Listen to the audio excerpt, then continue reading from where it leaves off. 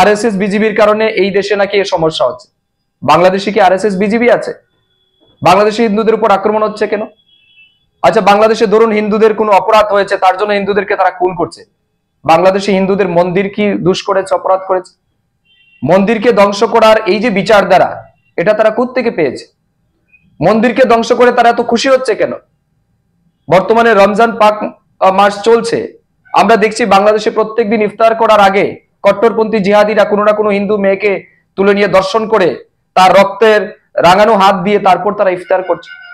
সেখানে কোনো শান্তিপ্রিয় মুসলমান বন্ধু যদি এগিয়ে এসে প্রতিবাদ করে, তাকে আওয়ামী লীগ আখ্যা দিয়ে তাকে মেরে ফেলছে। আমরা কোন বিচারধারার সাথে থাকব? যে বাংলাদেশকে শেখ মুজিবুর স্বাধীন করেছে, সেই শেখ মুজিবুরের মূর্তি ভেঙে তারা উল্লাস করছে, তার মন্দির তার মূর্তি ভাঙাতে কোনো অপরাধ হয় না, কিন্তু ঔরঙ্গজেবের মতো একটা কুশাসক পাপীর যখন কি বলা হয় তার কবর সরানোর কথা বলছে কেউ কেউ, তার বিরুদ্ধে তার আওয়াজ তুলছেন। তো আপনারা কার সাথে আছেন এটাই তো আপনাদের ঠিক করতে হবে। আমি সমস্ত মুসলমান বন্ধুদের প্রতি আমার করজোড়ে বিনতি থাকবে, দয়া করে আপনারা সেই সমস্ত পাপীদের সঙ্গ ছাড়ুন। আগামী দিন যদি মনে করুন যে হিন্দু মুসলমানের মধ্যে সৌভ্রাতৃত্ব বজায় রাখতে হবে, হিন্দু মুসলমানের মধ্যে আমাদের আত্মীয়তা বাড়াতে হবে, তাহলে অবশ্যই পাপীদের থেকে দূরে থাকতে হবে।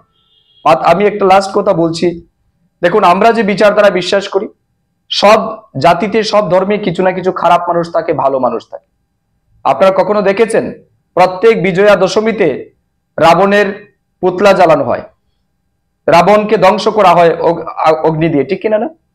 কখনো কোনো হিন্দুদের কি আস্থাতে আঘাত লেগেছে যে রাবণের মূর্তি কেন জ্বালানো হয়েছে, তার জন্য দাঙ্গা হবে? কারণ সমস্ত হিন্দুরা জানে রাবণ পাপী ছিল। আমরা রামকে পূজা করি, আমরা রাবণকে পূজা করি না। আমরা কংসকে ঘৃণা করি, ভগবান শ্রীকৃষ্ণকে আমরা ভালোবাসি।